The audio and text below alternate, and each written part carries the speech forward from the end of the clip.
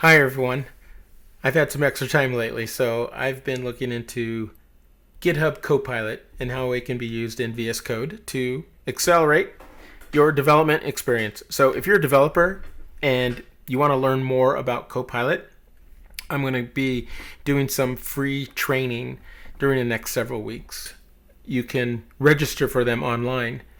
And in these trainings, we're going to talk about a lot of different things, but mostly, we're going to break down how to basically install, configure, use Copilot in everyday development tasks.